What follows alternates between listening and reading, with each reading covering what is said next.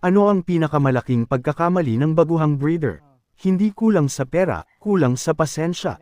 Marami ang gustong pumasok sa breeding, pero ang gusto nila, sa unang hatch pa lang ay champion na agad. Kapag hindi lumabas ang gusto nilang resulta, palit agad ng bloodline. Palit agad ng tandang. Palit agad ng inahin. Pero ang totoo, ang magagandang breeding program ay hindi nabubuo sa isang season lang. Isa pang malaking pagkakamali, puro pangalan ng bloodline ang tinitingnan, pero walang maayos na records. Kung hindi mo ni-record ang hatch, performance, panalo, at depekto ng mga anak, paano mo malalaman kung umuunlad ba talaga ang breeding mo? At higit sa lahat, huwag magtira ng mahihinang materyales dahil lang sa maganda ang kulay o mahal ang pinanggalingan. Ang dapat pinapairal ay performance at consistency. Ang breeding ay hindi sugal. Isa itong mahabang proseso ng tamang pagpili, matinding obserbasyon, at disiplina.